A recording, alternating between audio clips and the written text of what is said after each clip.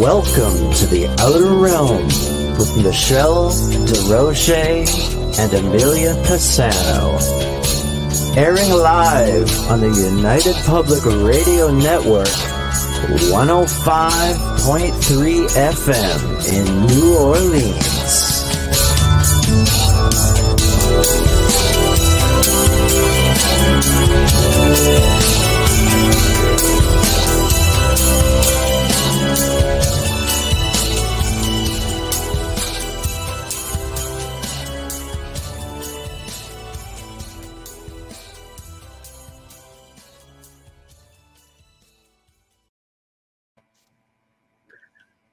Hello, everyone. Welcome to the Wednesday night segment of the Outer Realm. Say it, but pre-record. I know. We always have fun in chat. Remember that. So we are pre-recording this today. So we are not broadcasting live per se, but we are broadcasting on the United Public Radio Network, 105.3 FM from New Orleans.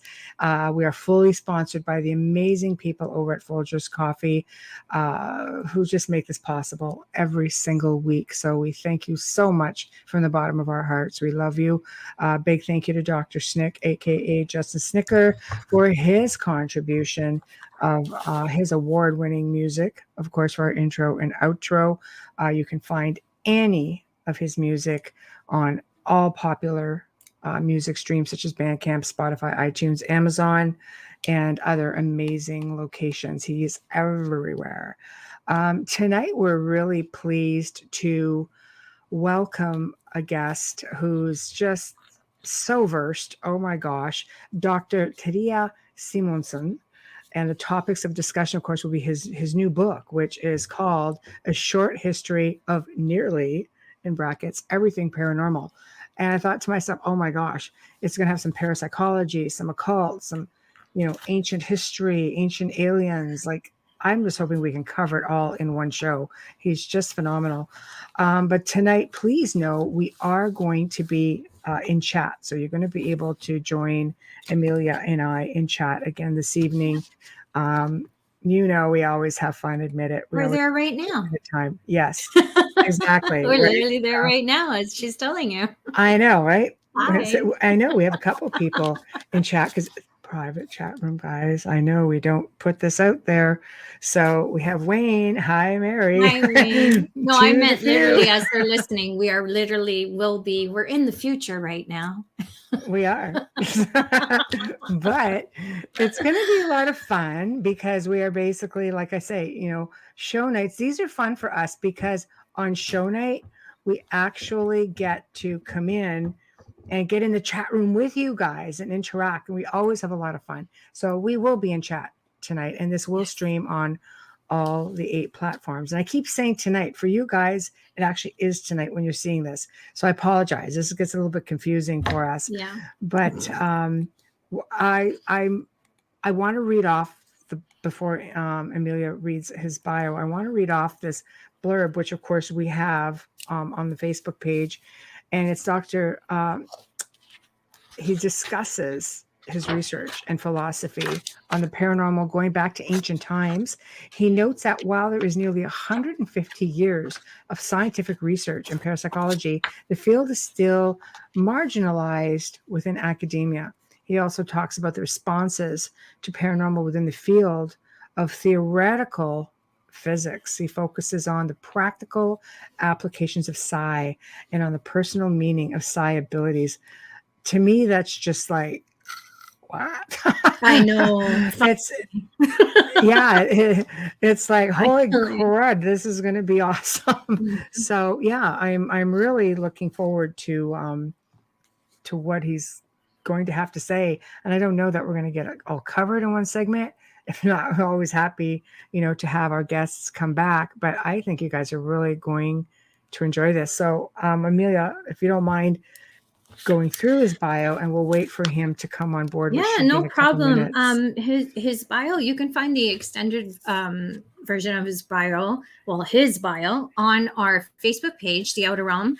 And you can read more about him, or you can just stay tuned right now and listen to us. Oh, here from Salem, Oregon. Hi, Yeah. I'm Mary. What? That threw me off. Hi, Wayne. Sorry. That threw me off. Okay, Dr. Terje Simonsen is a Norwegian historian of ideas and nonfiction author, specializing in the esoteric and the occult. And I wrote as well, as Michelle just said earlier tonight, he discusses research and philosophy of the paranormal going back to ancient times. So please welcome our guests to the show. Hopefully you'll be able to, I hope everybody engages and gives us their thoughts and ideas on everything as well. Yes. While he's speaking, because he is very interesting and I don't want to interrupt him. I just want to listen. I know. I think this will be one of those situations where, I mean, we are really the students, but we are the students in many of our shows because some of the people who come on have interesting perspectives and sometimes it's their life's work. Yes. You know, so there's so much that goes into it. I mean, this book is like 544 pages, I believe. It's massive and it's so filled and detailed. You know, we just got it, so we weren't able to really peruse it very much, but we were able to get in on it. So you'll find the link to the book right here in the description once this airs. And it will be on our Facebook page as well. So you guys can go dig it up. And I say definitely go in, pick it up. It's going to be well worth the read without a doubt. And I see he's just popping in and we're just going to let him get settled and bring him on. So if you guys, I mean, like I said, tonight it's kind of difficult. We'll all be in chat. We'll be in chat with you. And feel free to ask any questions because we can always forward them on as well, you know, and have him come back, which would be a lot of fun. So here he is. Hello. Hello. How are you? Hi. Well, you know. We know. Yes, I think you know. So. I know. The world is a crazy place, and we're all just sort of coasting along. But how are things out your neck of the woods? Well, you know, we have, after two years of pandemic, suddenly we got a crazy dictator in Europe, you know, so what can I say? But you have to try to stay positive and do what you can in your daily life and be an alternative, be the change you want in the world, as Gandhi said. So, yeah. I like that. I like that. Well, welcome. Thank you. To Thanks the for having me. Realm.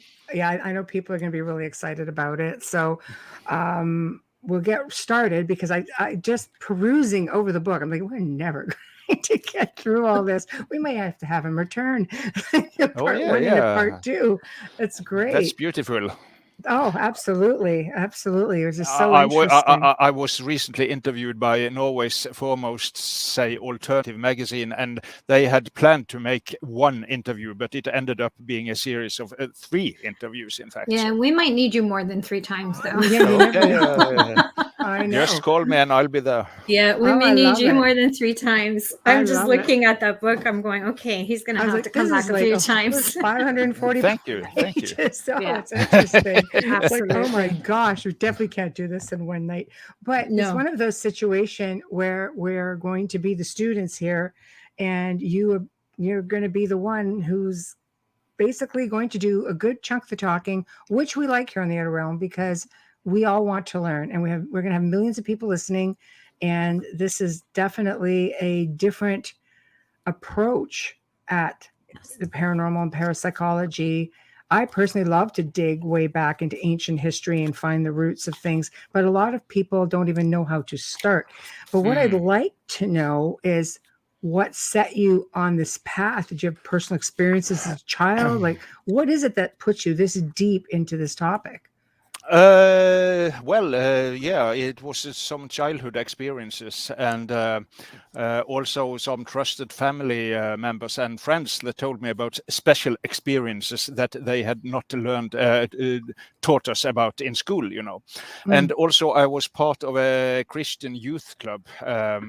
And, you know, some people spending quite a lot of time in prayer and meditation, you know, and they also told me about special things like healing and telepathy and for instance, a friend of mine, she needed some money to go to the US then, way back, and she had started praying to get $5,000, you know, and suddenly there appeared a check in her post box for exactly $5,000, and that was in fact it was her brother that had sent it to her, but he didn't know that she needed money, or nor did he know, say, the amount she needed. It was for the ticket to plane to US, and he was living in the Philippines at that time and did not communicate at all. And he's a bit reserved person, you know. But suddenly he felt the urge to send her $5,000, which, as I said, exactly was the amount she had prayed for. Yeah. Wow. And also my grandfather, he was a machine engineer, a very salt of the earth person, not visiting any New Age fairs or joining any, say, religious community at all. But he, in fact, was able to hear my grandmother coming home about half an hour before it happened. And that was, as a rule, really. So, because, you know, back in the days, there were no mobile phones and no communication like that. And suddenly he could hear her coming up the stairs, opening the entrance door, and appearing in the living room, but she was not there.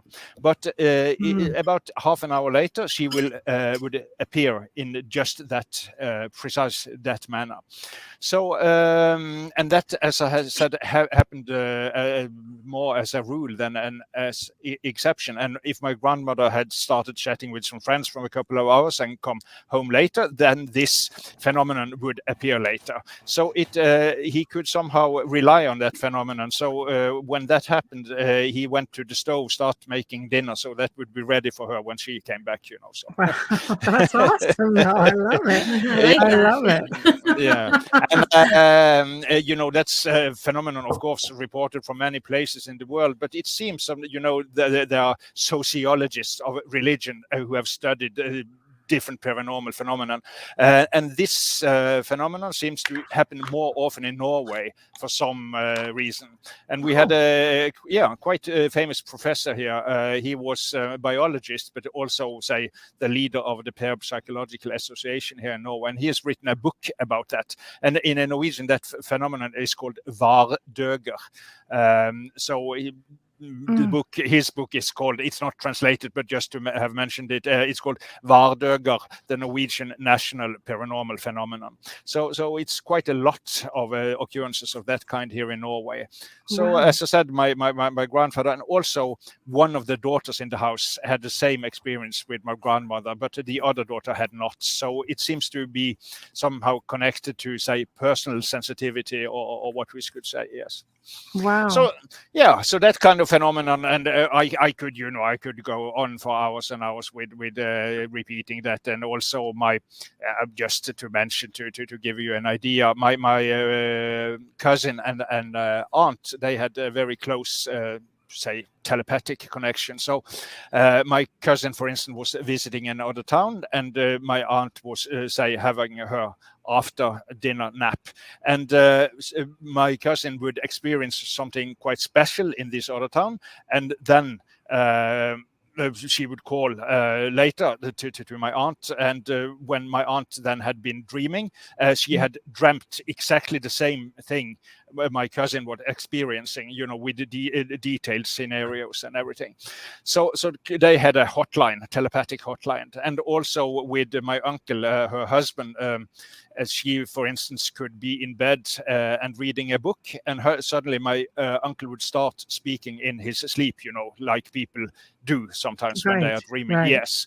Yeah. And the strange thing she told me was that she was reading a history book, a Swedish historian called Grimberg, 20 volumes, you know, and she was reading about ancient Egypt, and there was some kind of stele, I think it's called, you know, with lots of figures, and there was a text under there, and she was reading that text, and suddenly she started, my uncle started speaking in his sleep, and what he spoke in his sleep were the exact same words that my aunt was reading in the history book. Oh, that's interesting. It's very interesting. Wow. So Wow. she had this hotline with my cousin and also with her husband. And so these kind of experiences from trusted people very close to me. And later also I started, when you start to become aware of these phenomena, you start to somehow observe them more closely and say, if you're not aware of these, the existence of these phenomena, you tend to, just ascribe it to coincidence. Oh, that was strange, and forget about it. But when you start to become more aware of that, you will say, notice when they happen. And also, my idea about that is your subconscious mind will somehow perceive you are interested in, say, getting delivered information about this, and then so it will be a double win-win thing. You will become more aware of them, and your subconscious will deliver it to them, to you more often. So I started also to somehow tune into my own abilities, because these are common abilities we all have more or less, but it's talent and training also. So it's somehow connected to our basic consciousness, what I in my book call the mental internet, because just as our PCs are connected, or telephones or tablets and so on, I think all our consciousnesses are connected in a kind of mental internet. So if you think by routine, we tend to think of consciousness as just being inside my head or inside your head or in your co-host's head, and so. But that's not the real, the best description. I think we have to somehow grasp the idea of consciousness being a collective phenomenon, which we are all logged onto. And if you see it that way, it's no telepathy is no wonder at all, because I can go to your Facebook page and say, yes, she's there together with that and that, what you call the airport, and she's heading for Kuala Lumpur or wherever. So the information is there really, and it is there for everybody. But as I said, there is talent.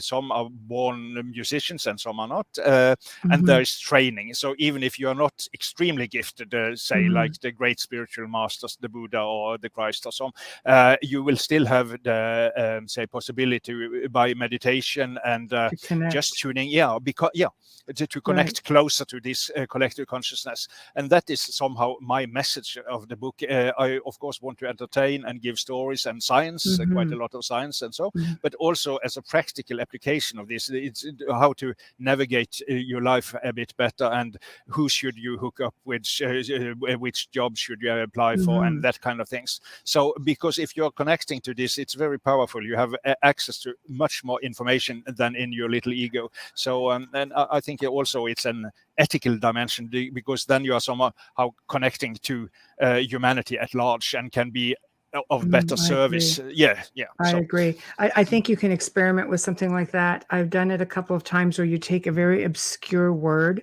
like one you don't hear very often. One with them it's really ridiculous. It was swell. We haven't heard swell since like the 50s, So I put it out there, and I was talking to my daughter. I said, "Isn't this swell?" She goes, "What kind of word is that, swell?" I'm like, "I know, right?"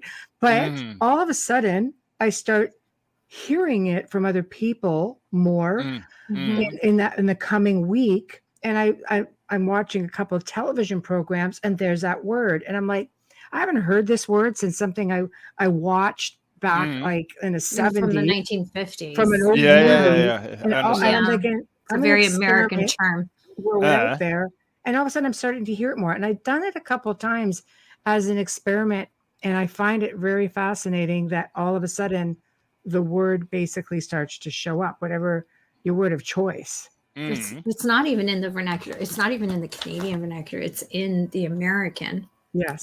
Which is funny. I understand. So that you can experiment with it. But as I said, I'm into my things here. It's an existential dimension to it. Also, you can use it as a system of guidance to maneuver your life better. So, of course, you can produce, say, funny effects that way, as you had a very good example you gave there. But that can be used for much more, say, profound purposes as well.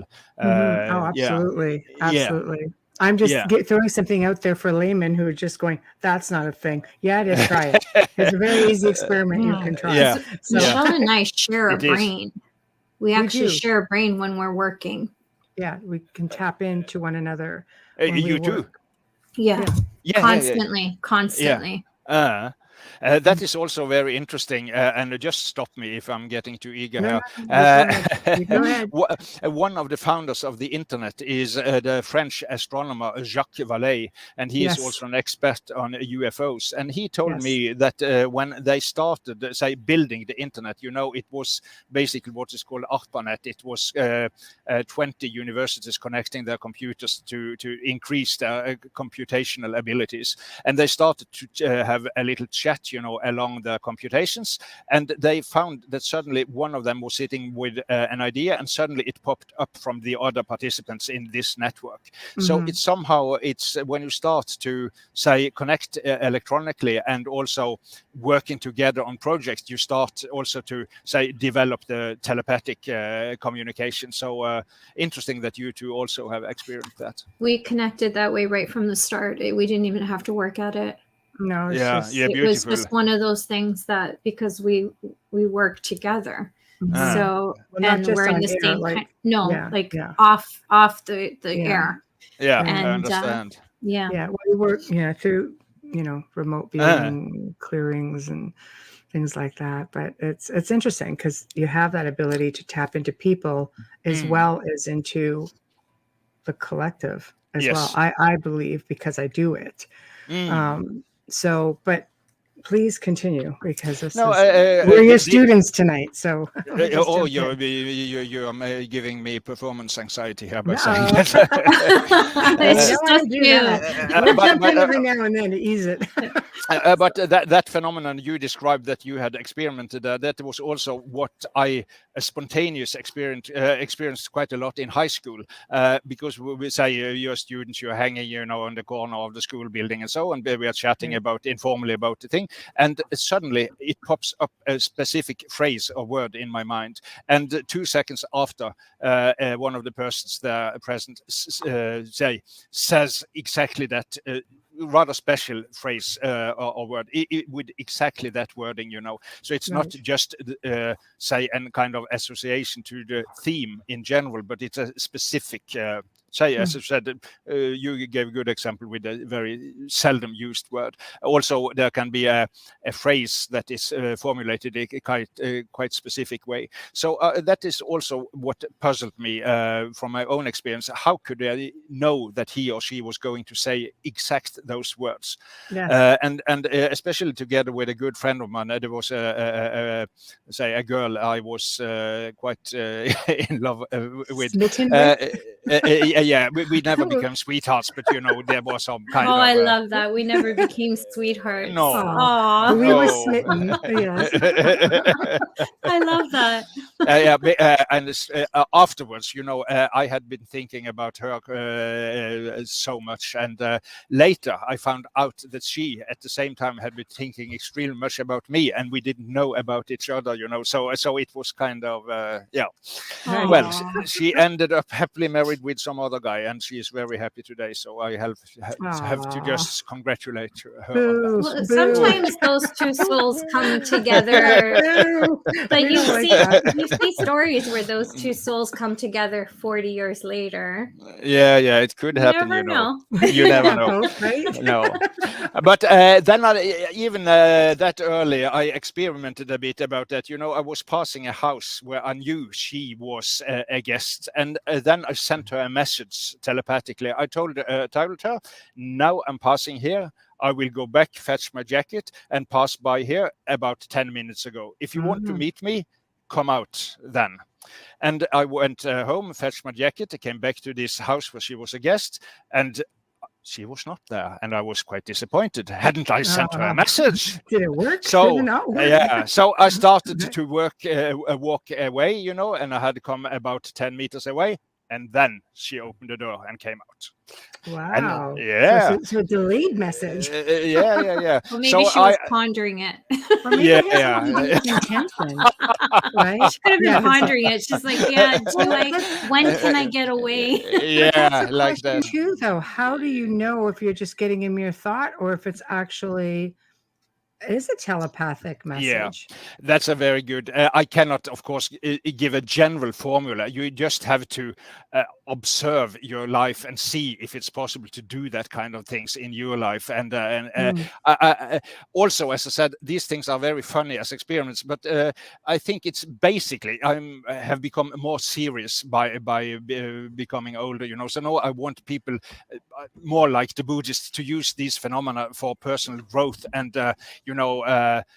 say chasing existential meaning in life and like that. So the very famous psychologist Carl Gustav Jung, a Swiss psychologist, he had lots of paranormal experiences, and he, as you probably know, used the word synchronicity about these coincidences.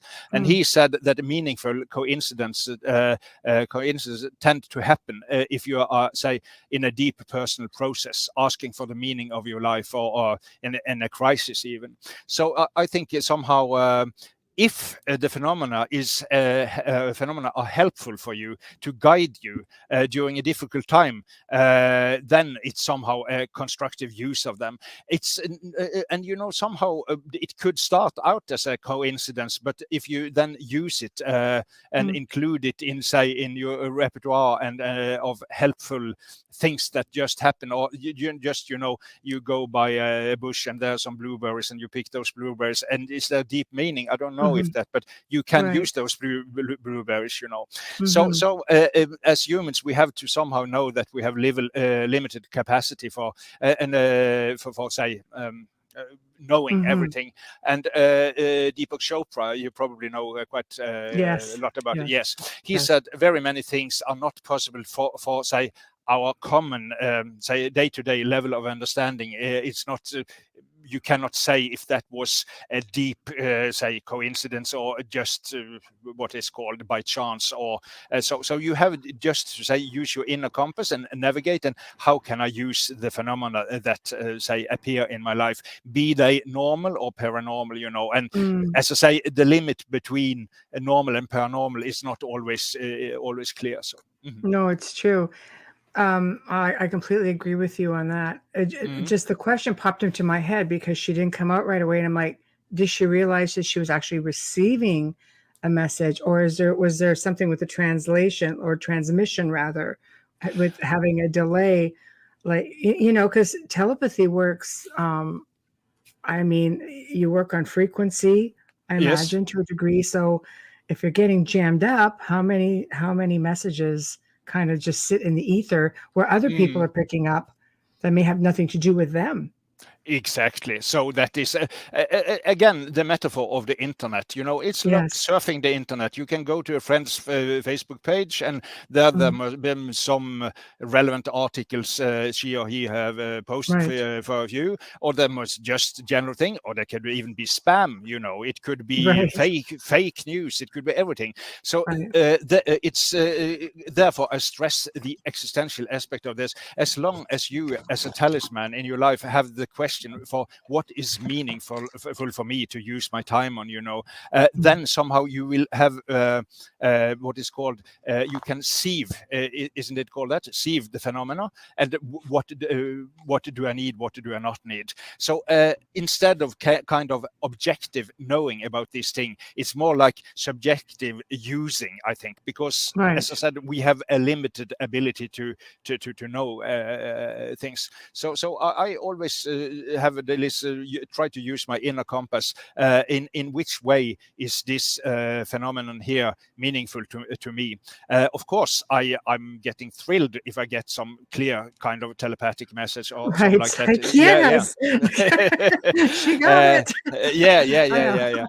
But this friend I told you about now, I asked her when she came out from that house. I asked, why did you came out exactly now? And she said, well, it just felt right, like that. Yeah. And also another time we were walking side by side, and I suddenly I was thinking of a person with a rather special name. It's a Norwegian name and never used in the US, I think. Leif. I don't know if Leif Garrett. Erickson. Yeah.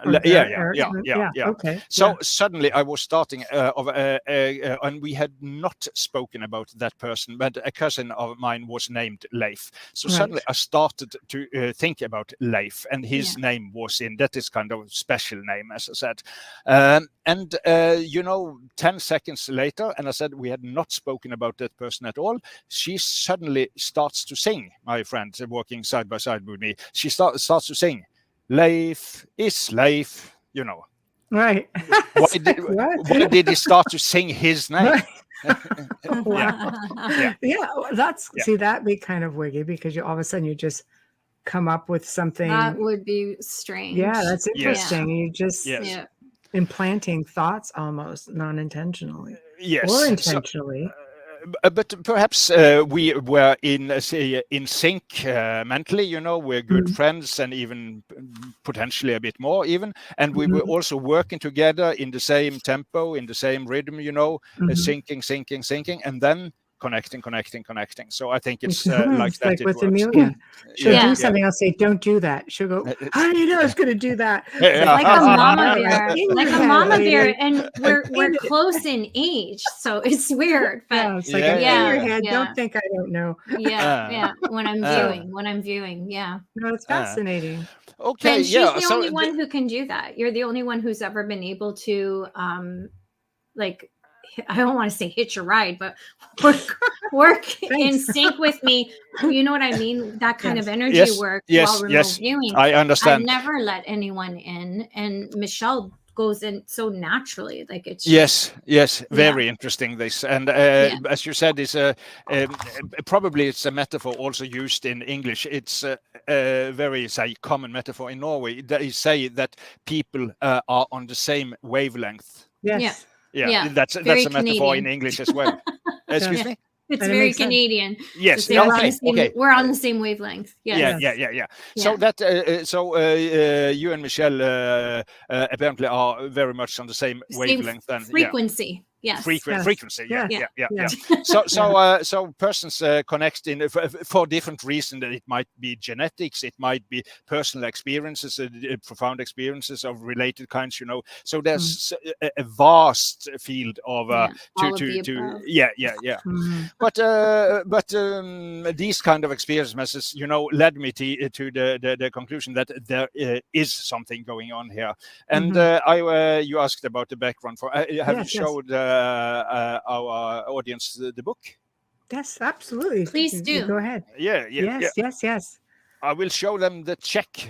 Yes, I've got it in the title here. See, that's a big book, people. Beautiful. Look at that. Yes. Can you lift it up? What a beautiful cover. There it is. What a beautiful cover. Right. And the golden network there is, of course, the mental internet symbolized. And then the third eye. And you have the eye, this clairvoyance, collective consciousness and everything, So yes. That'll be on our Facebook pages as well. Thank you. And it's in the link for the show. And it's going to be, as you see, the title is right here, scrolling across the bottom. So people will be able to see beautiful. It. I don't think there is anyone who would not benefit from reading your book. You really don't have just that one demographic. I think it benefits everyone. Mm-hmm. Thanks a lot. Very nice to hear that. But I'm glad because one of the friends that somehow said you have to write a book about this is an experienced psychotherapist, and he said this book will be helpful for so many people because sociologists of religion can tell us that more than half the grown-up population in Western countries, in fact, have these experiences or will have them during their life, at least once during their lifetime.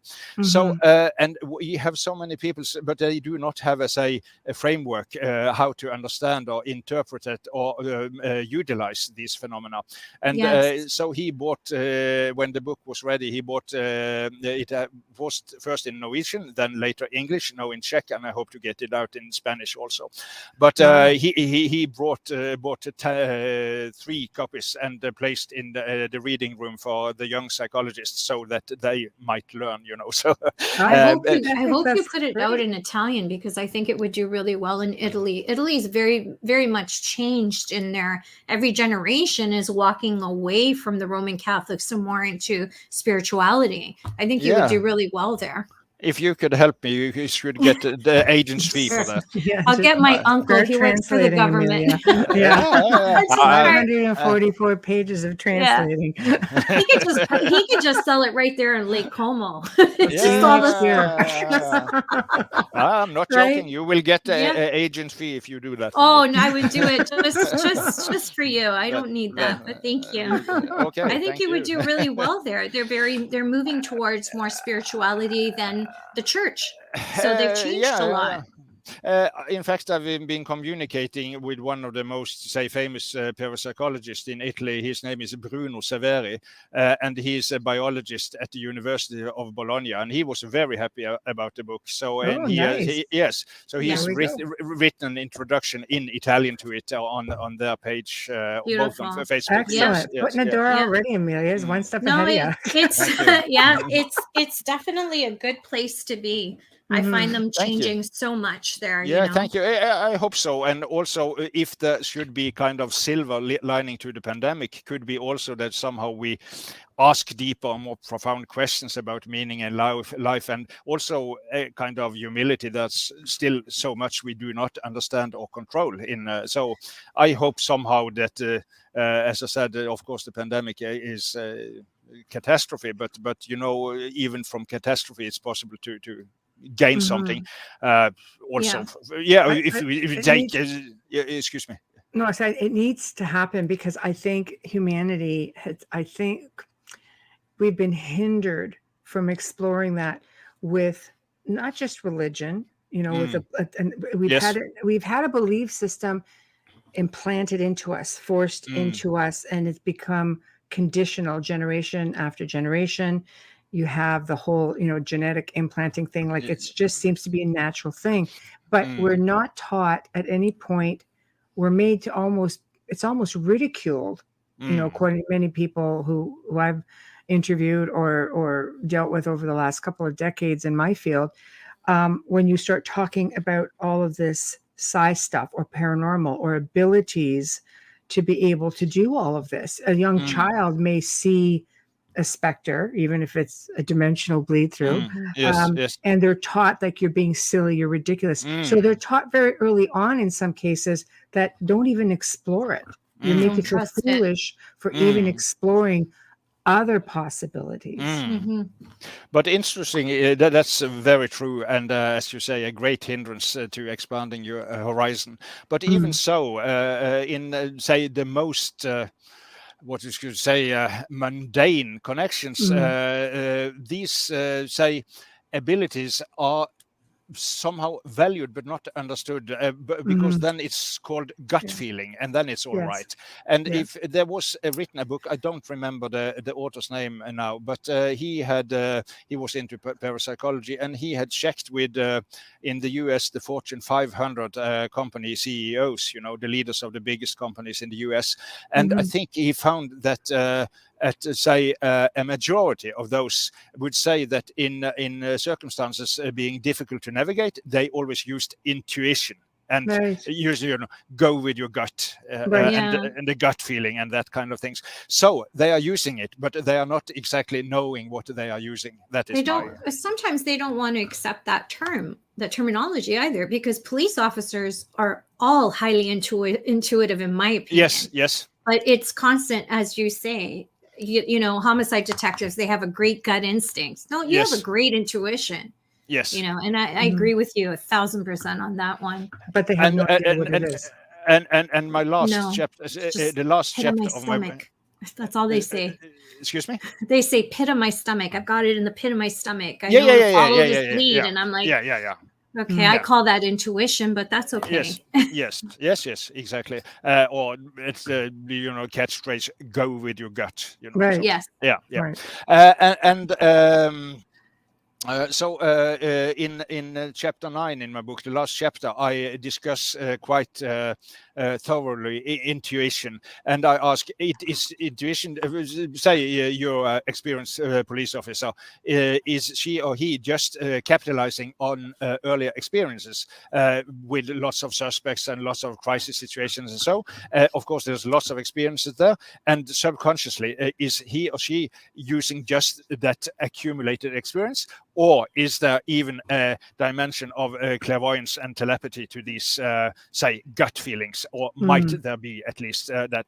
So I discussed that quite profoundly in chapter 9. And my conclusion is, of course, to put it that way, that there is an extra dimension that cannot just be reduced to accumulated experiences. And I'll take an example, which is from a wonderful book. It's called Extraordinary Knowing by Elizabeth Lloyd Mayer. She was a professor in psychology at Berkeley University, California. And she took an example. Her daughter had a very valuable harp, and that harp was stolen from their car, and it was not possible to dig. She had searched from it, around her local district for 2 or 3 months, I think it was. And then some friend said, "But why don't you contact a dowser?" And I don't know if everybody know what a dowser is, but it's a person intuitively using the pendulum. Yes, using the pendulum. Or rods. Dowsing rods. Yes. But this guy was using a pendulum. His name was McCoy, and he was earlier an American military. I think he was quite high ranked, not a general, but a colonel or something, colonel, lieutenant or something like that. And she contacted him, and it was he was living in Arkansas or Arizona. Arizona it was. So and he said, "Sure, I can help you, or probably help you." And she sent a map over her own town, and sent that map to him, and he dowsed with his pendulum, and then he marked where he thought the harp might be with an X, and he even gave her the street address. And to make a long story short, she went to that address, and there was a kind of what is called partly not demolished, but a bit scruffy, living quarters there. And she, what is on this wall, she put some kind of what is called advertisement, and said, "Have anyone seen like a harp, or please call this number." And so, and then suddenly she got a phone call that yes, one of my neighbors, in fact, brought back home a harp, congruent with your description a couple of months ago. And then she went to the police and said, in fact, she probably because she was a university professor, so she got a search warrant, and they got through this building, the exact street address that the dowser had given them, and the police knocked on, and they checked the flat, and they found the harp. Well, it's not an easy thing to hide. No, but it's like getting a body in and out of a building. You kind of want to do that under the night sky. But that's fantastic that he was able to find it with the pendulum. California is big, and finding a harp. It's amazing. It's amazing. Is. And he was in Arizona doing that work, and had no knowledge about local conditions. No, I'm not saying anything to that. I'm just saying I'm amazed they got it in there without anybody questioning, why is this guy carrying a harp into his place? Right. I'm amazed that, Perhaps he had a black plastic bag, like it could be garbage. I don't know. He was probably going to sell it. Yeah. I know we have people, one elderly man in this area who finds graves, long lost graves, by using dowsing rods, and he can find where the bodies were before they'll excavate. Let's say they did it with an old prison. They were taking the prison down, but the prison had an old cemetery, but nobody knew where it was. So he came in and he pinpointed every body. And rods are amazing. Yeah, dowsers are such a phenomenal ability. As a matter of fact, the Norwegian military used dowsers until the mid-80s, and they used it. Yes, and they educated dowsers in the Norwegian military because we had lots of snow in Norway, and if you have an avalanche, very often, people are taken, and what is called they're swallowed by this avalanche of snow, and then often military is called in to help, and then they use these dosing rods. To So find. they had That's better than sonar. yeah, I don't. They have stopped using them now, but I read the Wow. interview with they had two military instructors with a quite high degree instructing what is called the privates about these techniques. So it has been, and the normal, say, Norwegian way to use dowsing is for finding water. Yes. To Yes. dig wells. That is the traditional That's right. use of dowsing in Norway. So. Mm-hmm. Yeah. Lead lines, running things water, like that. running Yes, water producing exactly. electricity. Exactly. So and that is very useful because if you are far away from the river and you're running a farm, you have to have a good well to make the farm work in a way. So That's right. yeah. So that is also called an existential use of these abilities. Mm-hmm. No, it's fascinating. It's Thank you. fascinating. Yes. So when lots of these things, interested me, and I had some personal experiences, and friends told them. And then I read an article in Norway's most serious newspaper called Aftenposten, meaning the Evening Post. And there was a guy, a journalist, who was testing psychics, and he was not impressed. Oh. No. and he referred them with name and everything, So Wow. yes, Wow. kind of exposing them. But there was one guy that really blew his mind, and he had called this guy.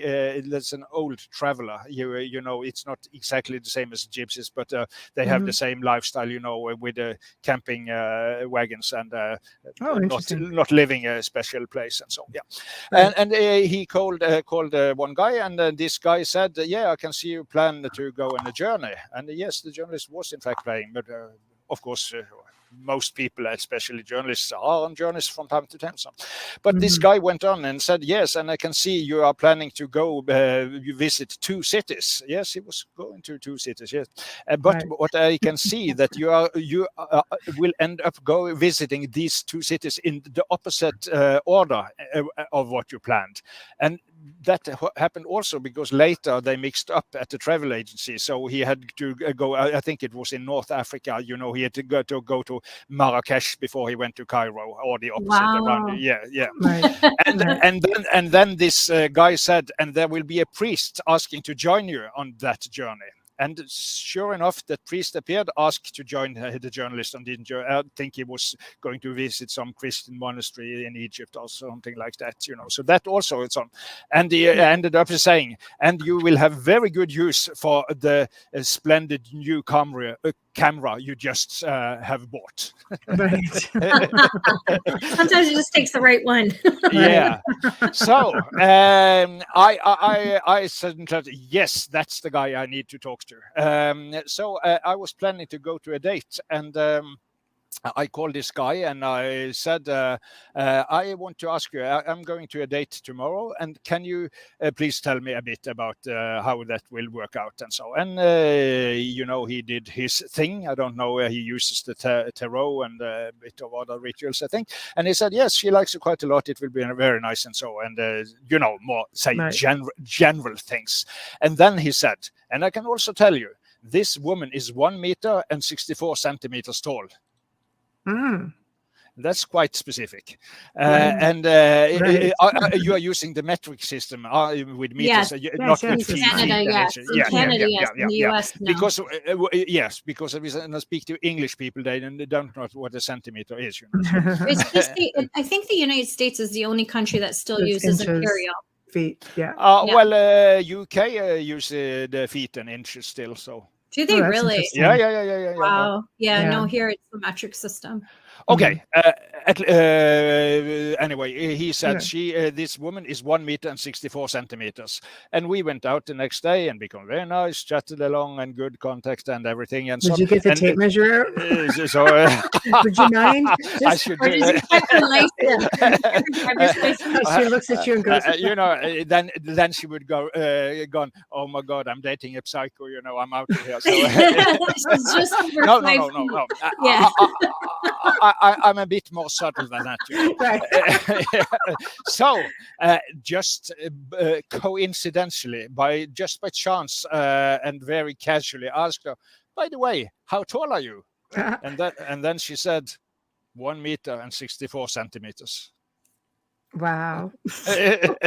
Like, So okay, you know, put a tape measure away. validation. yeah, and Yeah. you know, that was really something to me. And Oh, yeah. next day I called this guy up again. I said, she was in fact 1 meter and 64. How did you know? And he laughed and said, I don't know really, but you know, when you ask me a question, it's and I don't know who used the metaphor first there, but the explanation was that it was like making a search on the internet. You know, you have Right. the search word, and then you press go, and then you get lots of information, more or less well sorted, you know, more or less relevant for your search. And such like it was with him as well. You asking him questions, suddenly there would appear all this information, and he had to just sort and what he for some reason felt to be relevant to the questioner. So, and of course it could also probably appear her brother's occupation, or her father's height, or whatever, you know, or color of hair or so. But what appeared to him was her height, and so he told me, and I found that very fascinating. I told him, and how do you do that? Yeah, I take it from you via your subconscious mind, and I didn't. I was quite fresh to these things then, theoretically. So okay, so somehow you read my mind then? Yeah, I can do that. He said, okay, let's try, and said, and I live in an old house here in my little town in Norway, and it's if you see from the front, it's a big white wall, and in the middle of this, at the center of the wall, it's a quite big blue double door. So when you see the house from the front, is the impression is a big white wall with this blue double door. Right. And he was when I spoke to him on the phone, then he was on holiday at the Canary Islands, you know, out in the Atlantic Ocean. So he was not able to somehow just have a look out the window and see how my house looked. So I told him, now I will imagine the front of my house, and you please tell me, what do you see? He became silent for a couple of seconds, and then he said, I can see something white, and I see something blue. Yeah. That's colors come in as vibrations and frequencies. The statistic ability to get those colors, it could be in green or orange or red or brown or black, or you know, and the traditional color on the to just make that point, then the traditional color of doors in my little town is green. Just like when you go to, you know, that tradition. So the old doors here in this little town are typically green. Blue is a very seldom color for doors in my little town. As opposite, if you go to Greece, for instance, there every house is white and blue, white and blue, and white and blue. It's the kind of national colors. Yes. But here in my little town, it's white and green, white and green, white and green. You know, but he pinpointed the white and the blue, not green. So I was quite impressed. So he, on the centimeter, he have given me the correct height of this woman, and also taken the challenge, you know, right away without having a possibility to go to Google Maps or anything. He's told me the colors of my house. So, you know, that was somehow, I think it's kind of aha moment for me, that I have to go seriously into this. And then I started to study parapsychology also as an academic. You know, I'm a historian of ideas, and my mentor at the University of Oslo, Professor Jan-Erik Ebbestad-Hansen, he is considered Norway's perhaps foremost expert on mysticism and occultism and esotericism and all that kind of weird stuff, which is also a very important part of the history of philosophy, but it's more the undercurrent of the history of Western history of philosophy. You know, so he is an expert, and I also, by his guidance, I wrote a dissertation about anthroposophy, you know, these esoteric teachings of Austrian occultist and esoterist Rudolf Steiner. So both my own studies within parapsychology, and I also studied esoteric traditions of kind of, like Hermeticism, English Golden Dawn tradition, Gnosticism, Sufi tradition, the Jewish Kabbalah, and all that kind of stuff. But also parallel, I'll also get an academic education, solid academic education in esoteric traditions and anthroposophy. So all this combined was part of my mental framework, and to make again a long story short, I my mother passed away, and I had become very tired because I worked as a nurse for her the last year before she passed away. So I was very tired and did not have a normal job, and I thought, how do I get some money now? And then my friend, this experienced psychotherapist, said, write a book about these phenomena. And somehow I started to collect both my personal experiences, but also my academic background, and lots of anecdotes from famous persons, American presidents, and you will find that many of the chapters are based on anecdotes about famous scientists having made discoveries based on clairvoyance, for instance. Also the military use of clairvoyant spies and all that kind of things. So combining my personal interest with the vast field of scholarly studies done in this, and also I like to somehow to entertain and tell good stories also. So I used to not say there is, of course, some theoretical considerations also in the book, and some kind of rigorous science, but there lots and lots of entertaining anecdotes, because I feel somehow stories is what somehow engage me the most, and my experiences also. If you want to get people really involved, you have to have good stories. You have to give them a story. It's hard for people, I think, to get their heads around academics on average. It becomes too complicated, especially after a long day. You want to sit down with a book. It's easier to read a story and get drawn in than to try to look at statistics or absolutely. So you can relate to stories, and most people have an old eccentric aunt that can tell when people in the neighborhood will die or something like that. So of course. That's all over Europe, isn't it, though? Yes. I didn't hear you. Please repeat. What did you say? It's all over Europe. Yeah. She said it's all over Europe. Yeah. Sorry. I lost my earbud. No. Yeah, it's all over Europe. You always have that one in the village, especially in Italy, who's going to tell you everything. What I also find interesting with bearing that in mind, going into that one person in the village, is oral history from the indigenous, going back even to ancestral stuff, because I think it was just more accepted. It's funny, it was way back, hundreds or thousands of years ago, it was an accepted thing.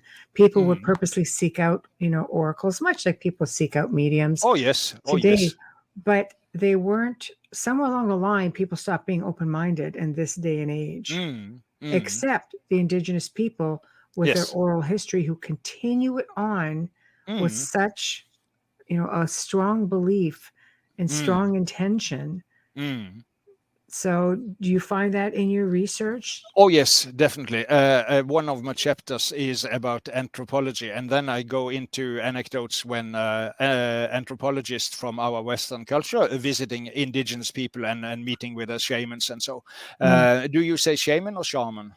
I was going to ask you that. Yeah, I was first. It depends, like potato. I think it depends on tomato. It depends on the individual. I'm always afraid of offending someone if I say it incorrectly. I say shaman because I've always said shaman, but I've heard shaman. We've heard people say shaman as well. Yeah. Even here, I've heard shaman. Yeah. Okay. So should we go for shaman in this Oh, program? sure. At least? Whatever Okay. rocks Yeah, your yeah, boat. yeah, Let's yeah, go. yeah, Yeah. So I have lots of good anecdotes and stories when anthropologists they are meeting with the shamans and the indigenous people, have very special experiences, and then they come home and they are afraid to tell the the seniors about this, because then they can get fired, because then they're not scientific anymore. They are just into woo woo, and or they have taken the psychedelic of the tribe without knowing it, or whatever, Yeah, so put the mushrooms away. yes, so there's Yeah. quite a lot of story, but interesting enough, in the American Anthropological Society, they have that was a tree enthusiast of anthropology that created and get, in fact, what is called you have with all this kind of, when you say create an organization with all the what is called tenets, yes, and organizational things, and so there is a department within the American Anthropological Society which are dealing with these phenomena. So there is some academic or scholarly acceptance for it.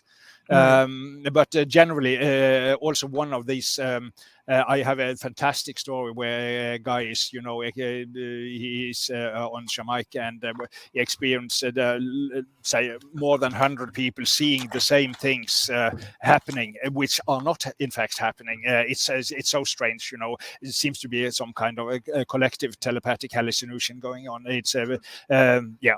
So his name was Joseph Long, and he wrote a book about that, and he said there is what is called, because these phenomena create what they call in scholarly circles cognitive dissonance, because it does not fit with the map of reality you have in the Western world, and therefore you have to somehow deny them, or, as I said, you can eventually use a lowly footnote to that this and this was reported, and so, but it's difficult somehow to integrate in our say stock of knowledge, because the say perceptions are so different. Yes. But as I said, some of the anthropologists, they go into trance rituals, they take the psychedelics, in orderly form. Ayahuasca, as you know, have become quite popular, and they've started to organize ayahuasca trips down to the Amazon. It's very big in Canada. Yes.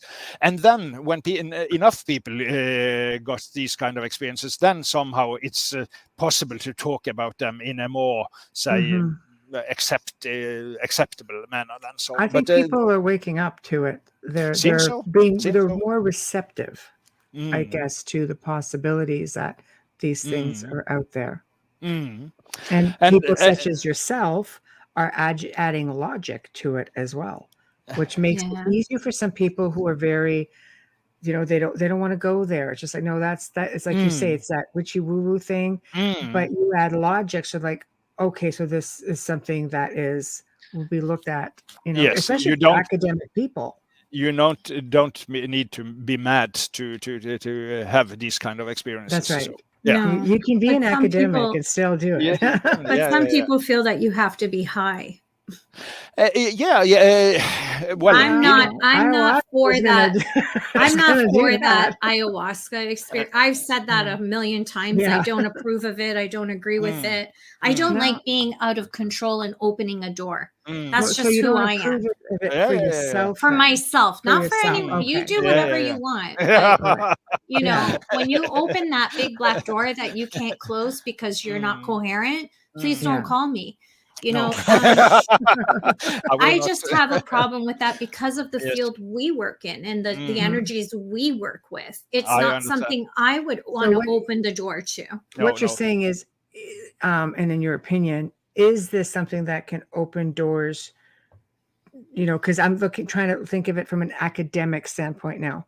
Is this something that can open doors to, let's say, other dimensions, other parts of your mind, to some lower laying energies that are maybe hanging around waiting to infiltrate in your life?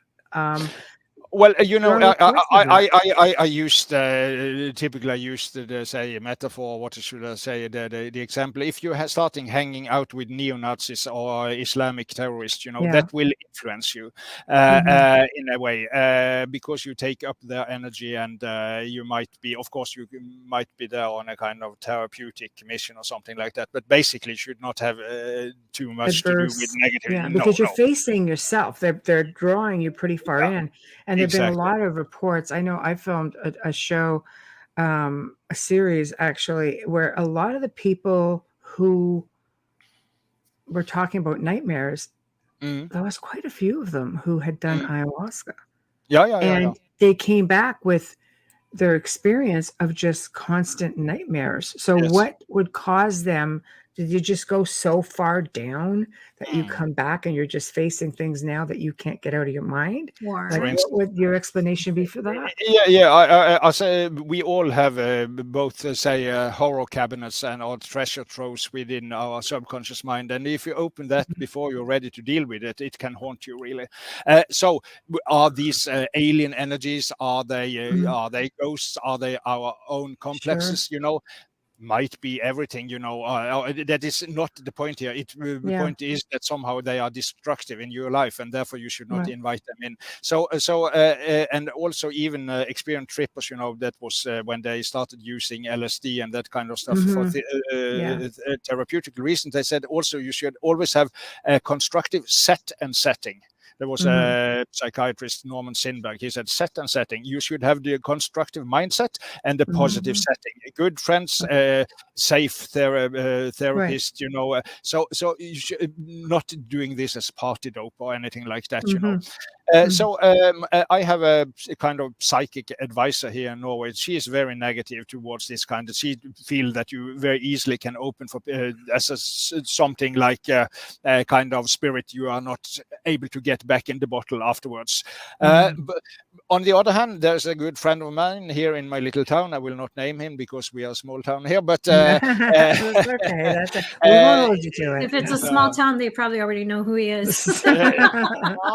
He is very discreet, so I will still not say Good. that. But he suffered from depression and alcoholism, and he went to the Netherlands, and he went through ayahuasca and mescaline therapy together with a Dutch psychologist, you know, with soft music and lots of, you know, pep talk and good vibes around. And he was more or less cured for both his alcoholism and depression after the 3 sessions with it. I have no problem with that. I have a problem. I have to be very careful how I say this. My personal opinion, no one else is here. It's not something that I believe anyone should be taking at a party or at a gathering. No, exactly. I think it's an invitation to something that if it's not demonic and you don't believe in malevolent energies, you will have some residual effect. It's still a drug. So you should be, if you're using it as a therapy, it should be with the right. Yes, exactly. Set the right setting. Absolutely. I agree with you there. I agree with you there.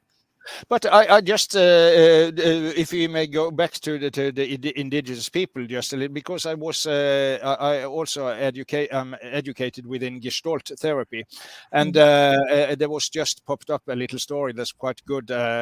My instructor in Gestalt therapy, he's a quite famous Dutch doctor, and he was researching cancer for many years and say the effects of psychotherapy on cancer patients.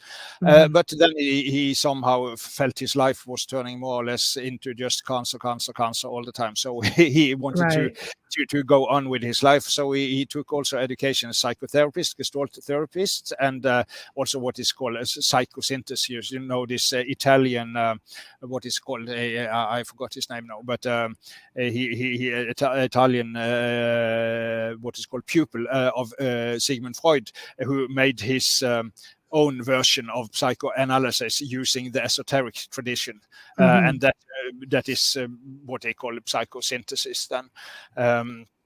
What is it called? I will remember it later in the program. Yes. But this doctor, he was Netherlands. You know, they have some colonies in South America, and there was one colony called Suriname. there. I don't know how it's pronounced in English, but Suriname, SURINAME.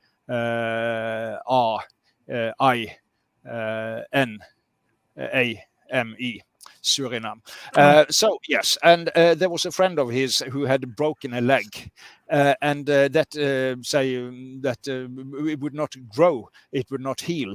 So that leg was broken, and they went down to Suriname for some reason. I think it was with the purpose of meeting a shaman there, and that shaman did a ritual, and that leg had not healed for several months. And as I said, my instructor in Gestalt therapy is a doctor, medical doctor, so he examined that leg before the ritual with the shaman.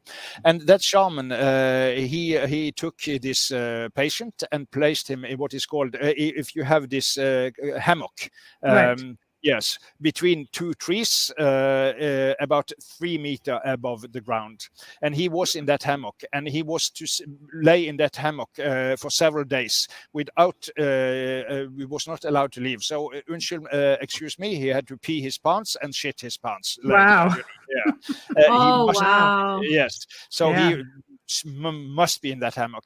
And what happened below that hammock, that there was a kind of, it was not a nice thing to do, but some of the primordial rituals are quite brutal, so the people loving animals would not like this probably, but they had a black rooster.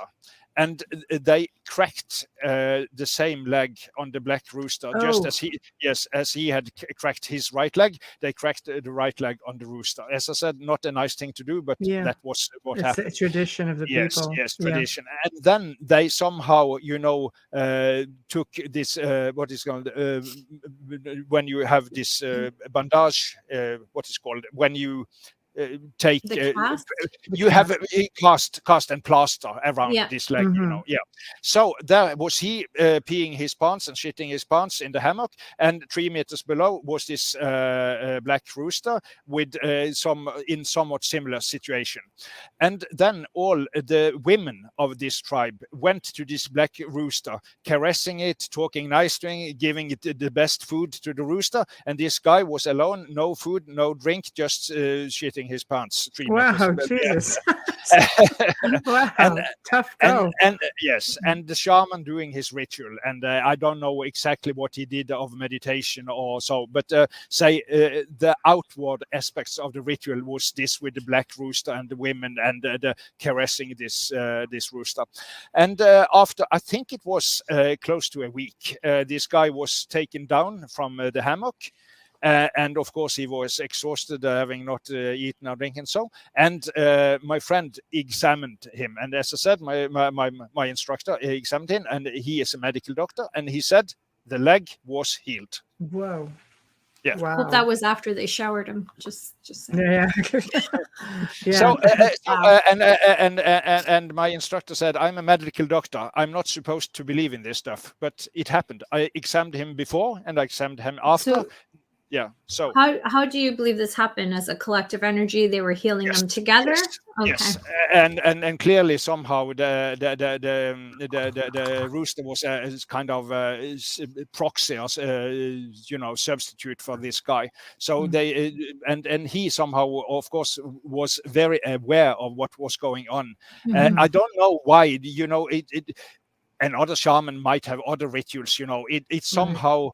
And also probably this shaman, some people have healing abilities, so he was a healer as well, So I'm not an expert on rituals, but as you said, it's somehow amplifying a collective energy. The women's intention about healing the rooster, the shaman's intention about healing the patient, getting all to work in the same direction, and woof, there you are.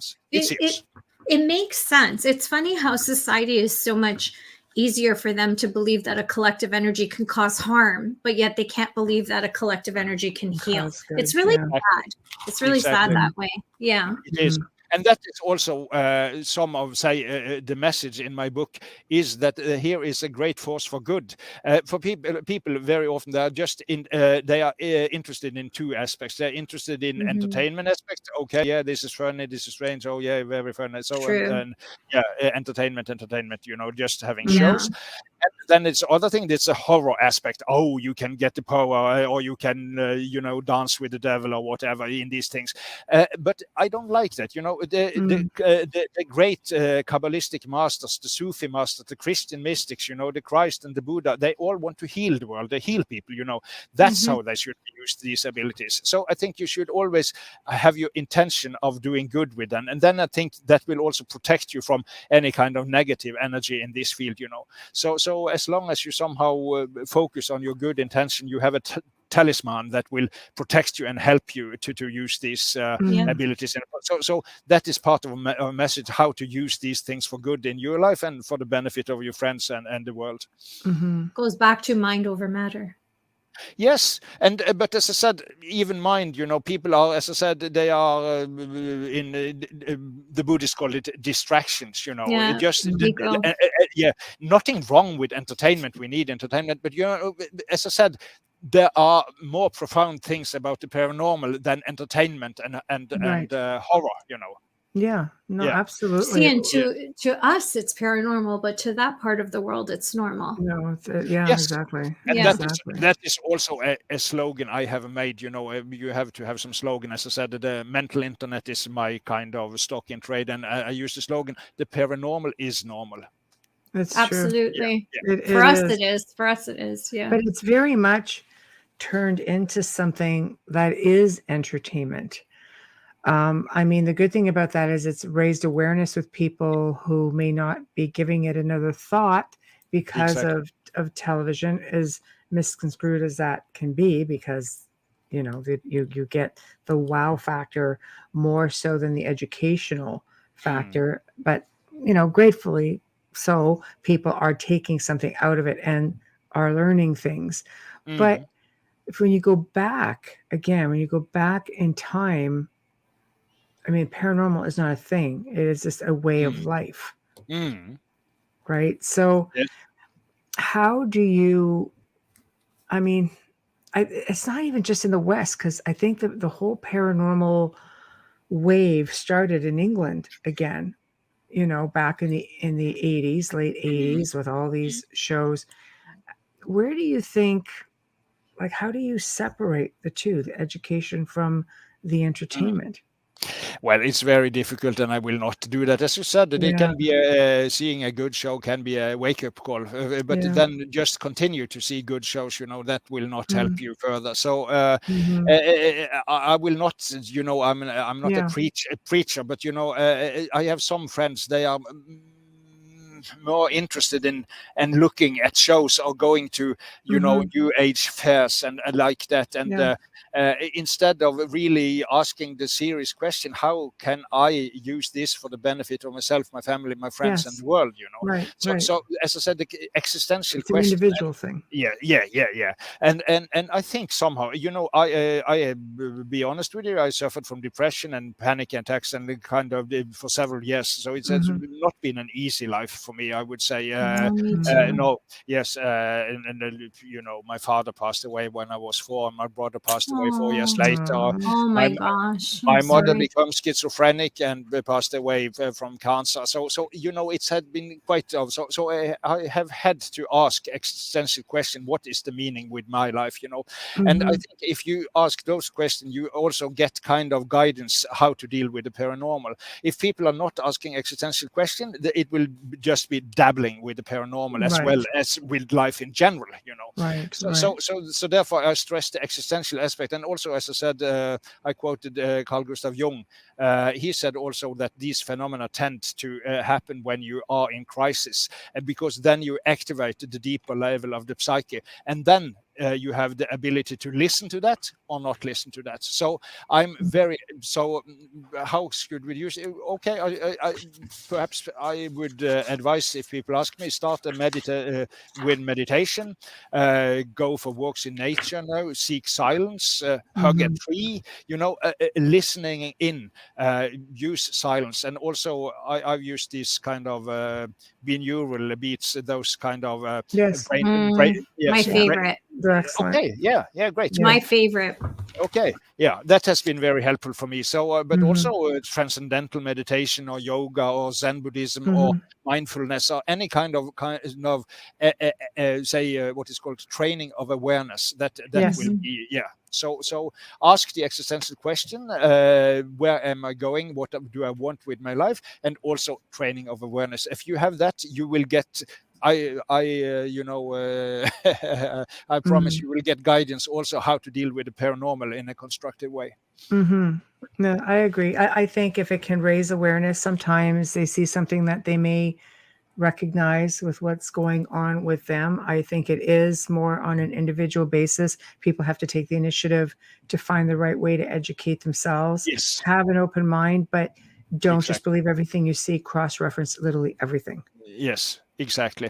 And then the Buddhists, they are quite clever with that, because they say that these phenomena are real, but they can become derailments from the way, So you have to discern, is the word I think they use. And a friend of mine, he is a Buddhist, and he always talks about distractions, because what takes you away from your true way of a personal development. So as I said, if you have the right focus, you will also deal with the paranormal in a right and constructive way, I think.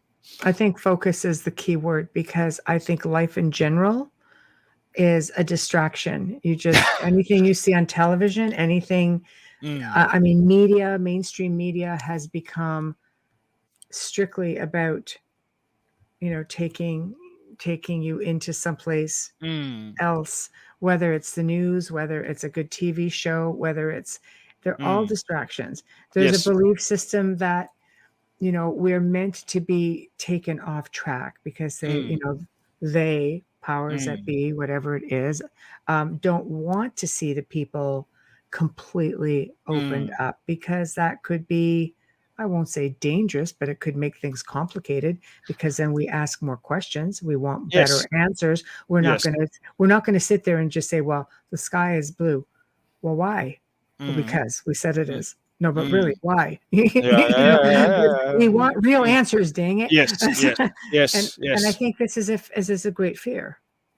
Yes, I think so. And as you say, also from a commercial point of view, if you are not just clicking, as you say, mainstream media news all around the clock, they lose you as a customer partly, and they want to bad for business, So there is some financial interest in keeping people from knowing also. I agree with you. I'm not paranoid, but I'm just being very pragmatic. I see that people want to have, they want to hook you on their news because they want to excite your fears. It was the pandemic, now it's Putin. Of course, the pandemic was dangerous, Putin is dangerous, but still, you should not, I just read, I followed British healer Matthew Manning on Facebook, and he made a declaration a couple of months ago. He said, I refuse to become a part of the collective excited fears. And if you are to transmit healing to other people, you can't be scared shit yourself. You have to connect to the deeper level of the psyche on the cosmos. And as I said, have this constructive attitude, and that will often mean that you stop clicking news all around the clock. I agree with you. I think everything goes into the collective. Negative information or energy goes into the collective as much as positive stuff goes into the collective. And I think if more positive stuff reinforcing information went into the collective, I think you would see a whole awakening of people just going, what just happened and where am I? And wanting those real answers. I think your book is a good start to that.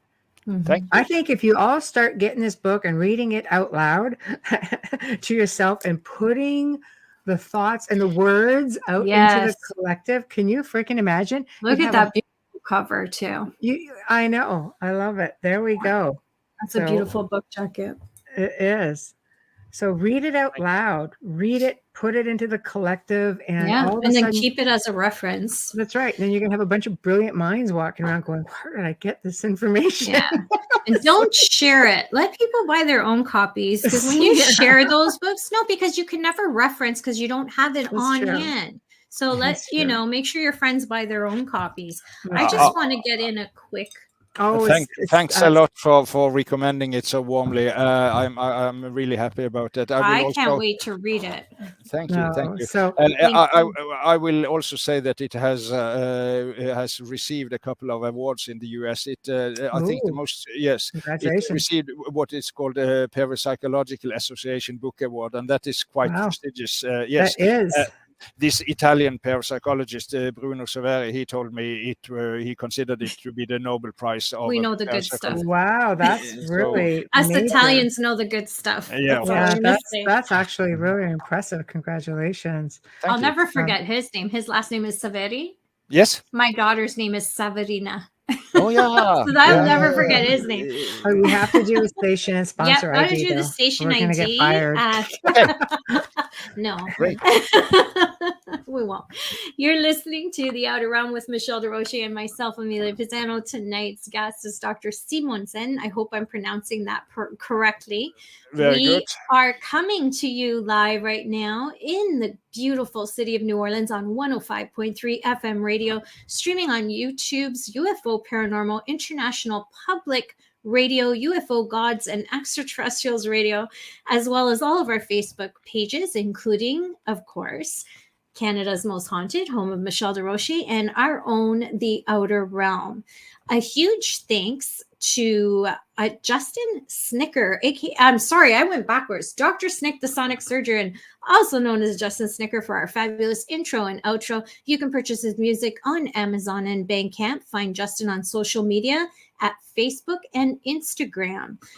Biggest and greatest thank you of all to the people at Folgers Coffee. Thank you. You have been there from the beginning with us, and we hope forevermore. Thank you for supporting us and supporting the show. Without you, we couldn't be here, and no one loves you more than Michelle and I. Thank you, Folgers Coffee. That's right. Thank you. And they love us, which is great. Yes, thank God. Excellent. Okay. Well, that puts us at roughly the half-hour point before we actually start running out of time. So what do you want to jump on next? You have a half hour.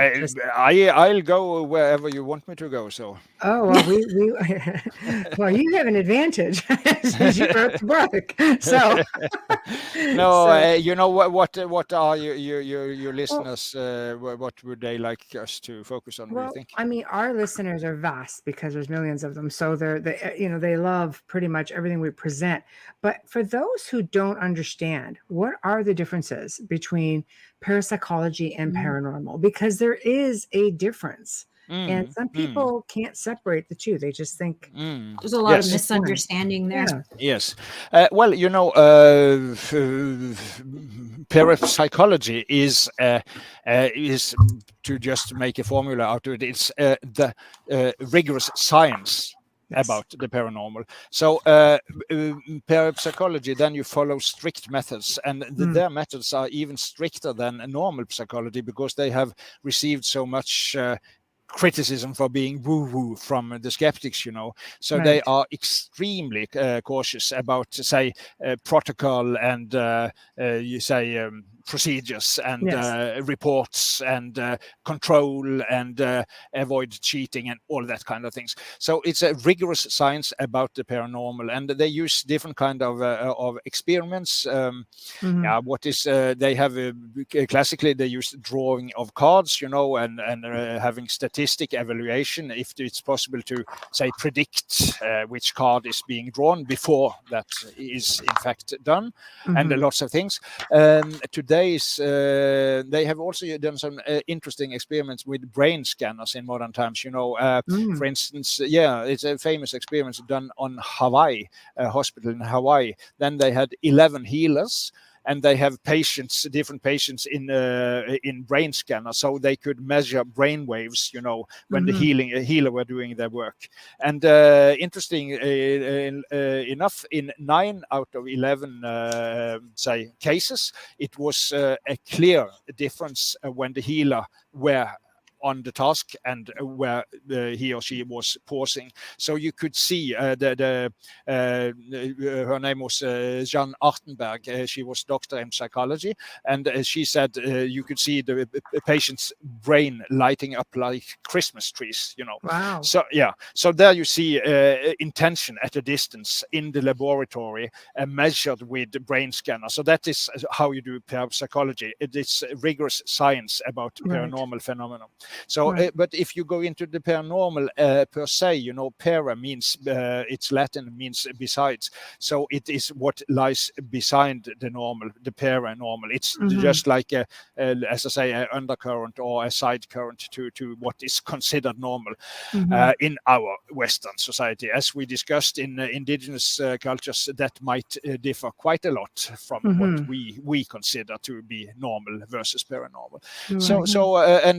So the paranormal, otherwise it could be about, as I said, ghosts, it could be about aliens, it could be about telepathy, dowsing, without controls, but just by experience and folk traditions and all that kind of thing. So the paranormal is the vast field, and parapsychology is when you're doing rigorous science with protocol on a specific, part of that field.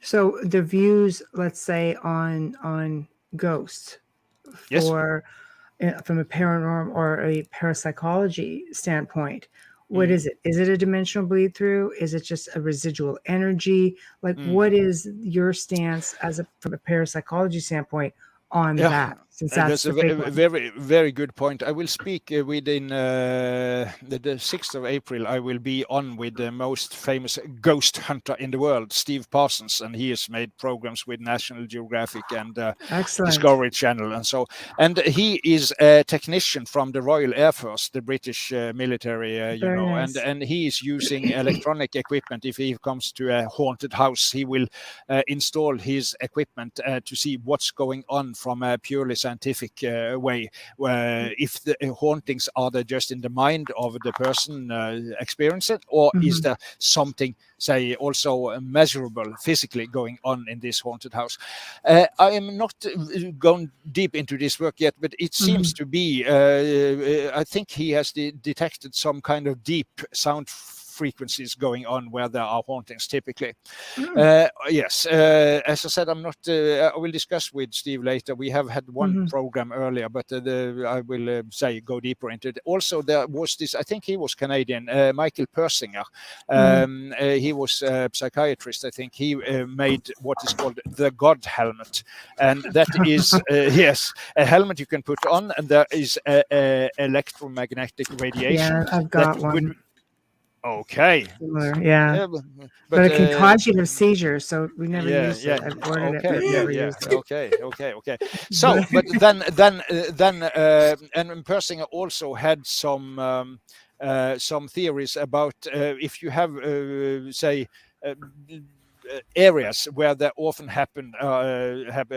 will be ghost manifestation, there could be some geomagnetic field variation that somehow instigated that experience of ghost. That is his theory, that our brain is not isolated. It is somehow, it of course will be influenced by, say, magnetic fields and so, and some, for instance, in indigenous culture, they have power spots, A friend of mine, he has been 2 times to Mexico with a shaman there, Maya shaman, and he was taken deep into the jungle to a power spot, and he had special experiences there. So there might be something specific about special places, probably related to magnetic fields all over the world.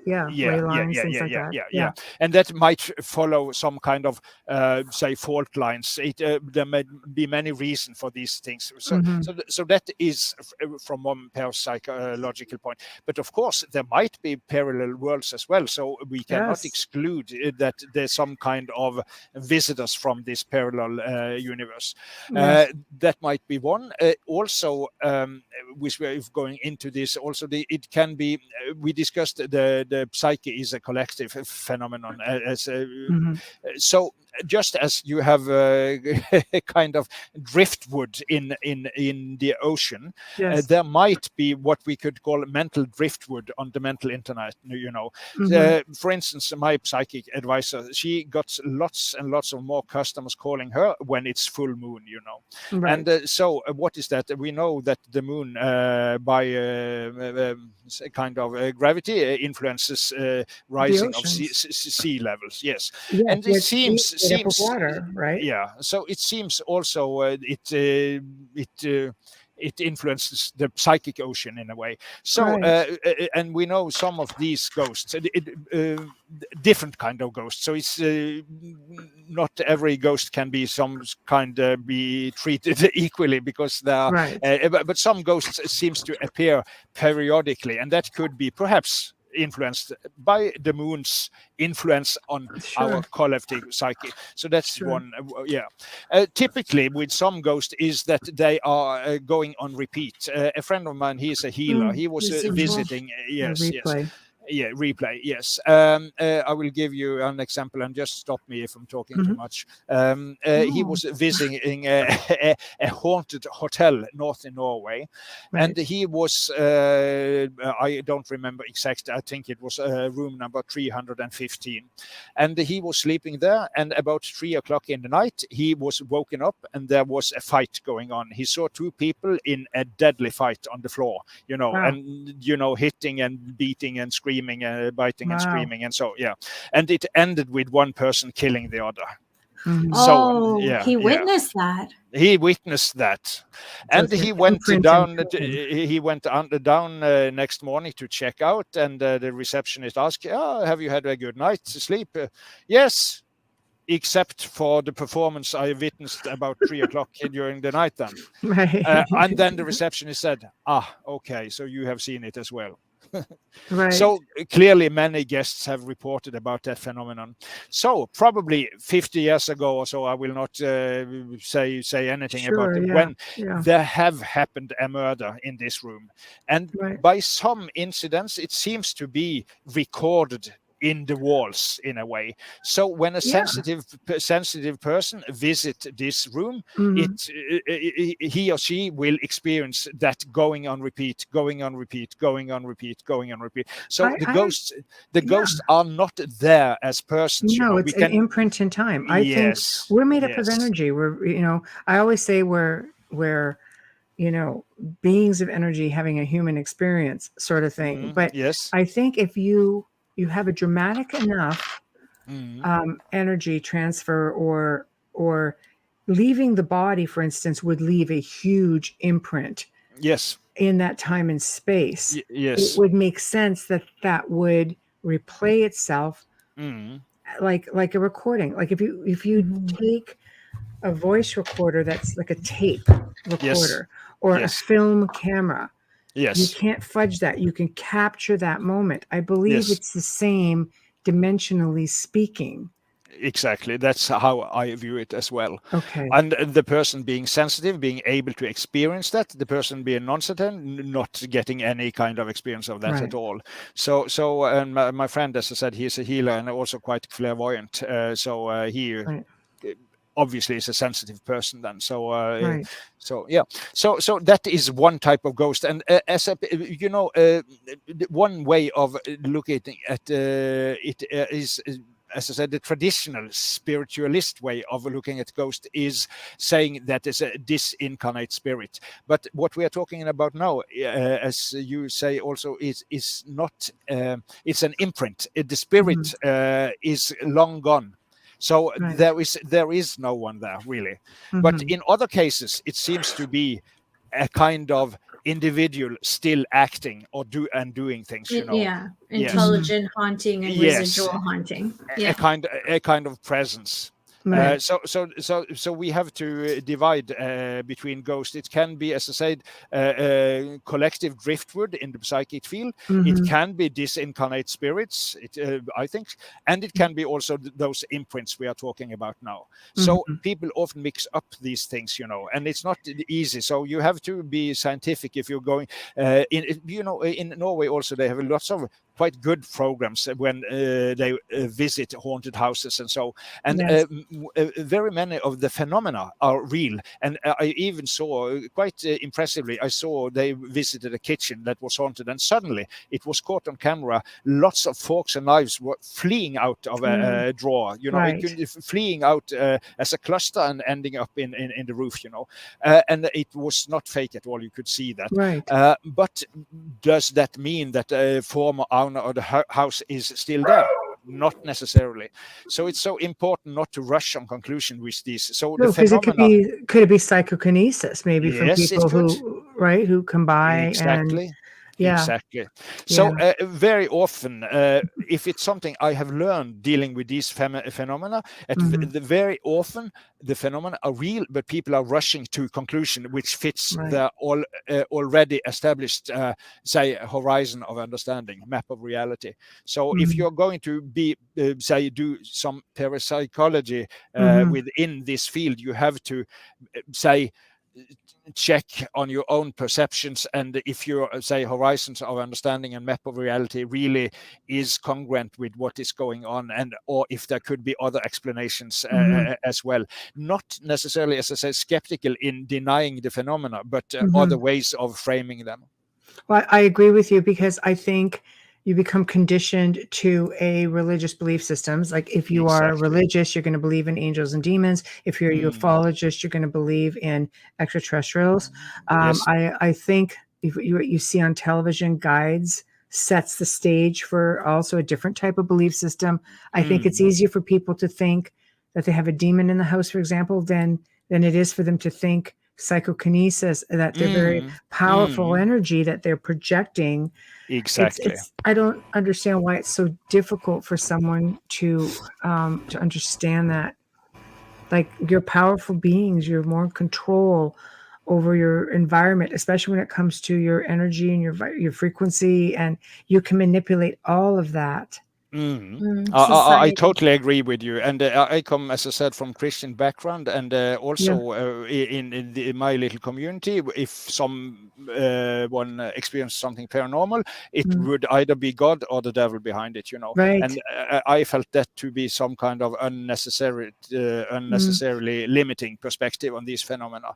I much more concur with what you say there, and also it's interesting. Also in Germany, in the University of Freiburg, there is a professor. He has just become a pensioner last year, I think, Walter von Lucadou, and he's a doctor in psychology and doctor in physics as well. Wow. And he had an office connected with the university, and he had his salary from the local German state there, and he was helping people with poltergeist, because if you come, and as I said, two doctoral degrees. He had got physics and psychology. So he is an expert in these things, and he view it as we do now, more like a manifestation of psychokinesis, And he has been quite a number of times on German television also. And if you, for instance, you go to your insurance company and say, my furniture has been cracked because of poltergeist, what would they tell you? They would tell you, But so your party got out of control then. They would say. Exactly. Yes. But what I find interesting is how this projected energy, like, how it remains behind. Like, if you look, there's a location in England called the Ancient Ram Inn, and it's notorious for a poltergeist that's been there for probably like 800 years. Okay. And people can still go there and you see and witness this poltergeist activity. To think that this was something that was self-projected, that remains, what would be your explanation on the individual is long gone? So how does this energy remain in this space, still able to play itself out? Like, throwing people and throwing things, and what feeds that? You know, I don't know that specific place and case, so I should be careful about concluding anything, because Sure. you know, yeah. But in principle, you know, these things can also be kind of self-fulfilling. If people have strong energies and they go there and they project that energies, they somehow feed feed those phenomena with there. So they go there with a kind of subconscious intention. No, I am going to experience poltergeist, and they will on so a they're level, adding to it, is what you're saying. Yes. Got it. So they're really like powering this up with their own energy. I will give you a very interesting esoteric concept there. It's the concept of the egregore. You probably know about that before. Yeah. Yes. The group soul, and that is very often why magicians will work in groups, because if you are able to create, say, a group soul, an egregore, you will be able to do much more than by just individual intention. So and also people in the Christian communities, the Quakers, for instance, they very often feel, you know, they don't have a preacher like, say, a normal Baptist community or like that. Very often they will just sit, and suddenly one will raise and have a kind of message to the others, you know.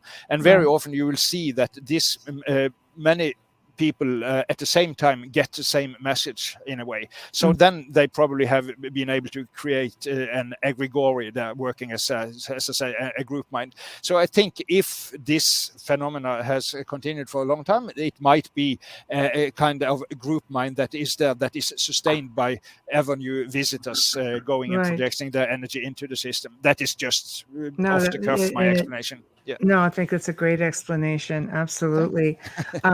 So I'd like to take the next few minutes, because we're slowly getting ready to sign off. And I'd like you to take the next few minutes to tell people what you have coming up, how to find you, promote the book. Yes. So please, yes.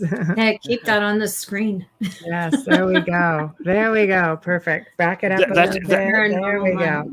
That is the check-in version, and we have the English version here, and I think it's quite recognizable with this symbol, isn't it? It is. Yes. Yeah, I love it. I love the jacket. It's beautiful. Thank you. I worked with the designer for several months to reach this one. It was a hard and long process, but we ended up successfully, I think. So it's very important. It's like the label on a wine bottle. It's very important. That's right. Thank you. I think so. We'll make sure it's out there as well, and of course, it's going to be here forever in the archive. So promote.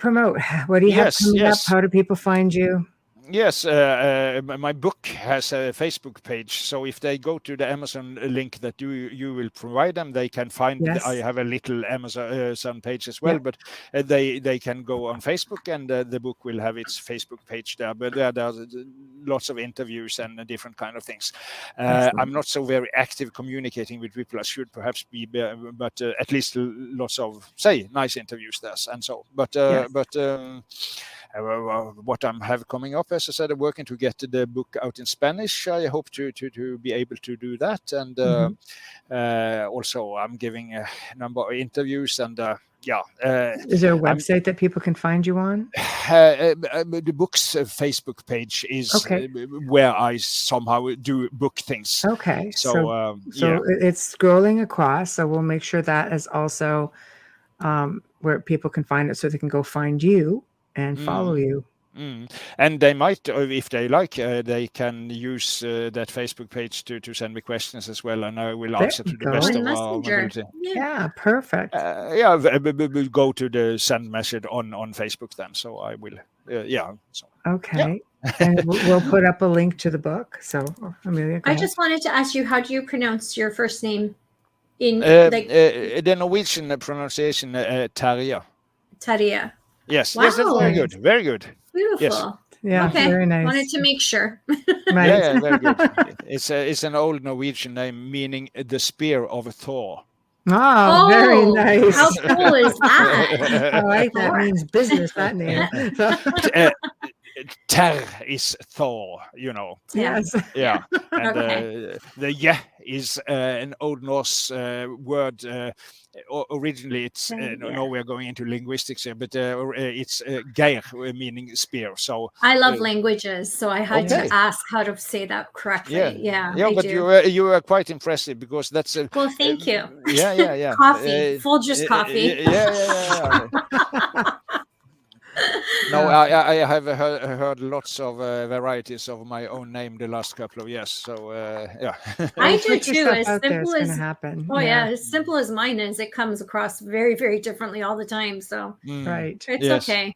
Right. I have an Italian middle name, by the way. It's Cerotti. It's from Venice. You're Very kidding. nice.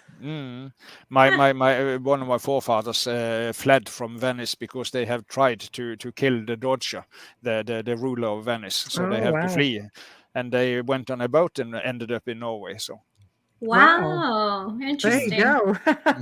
There's a little bit of kinship there for you, Miriam. Yeah. So, From Well- Venice.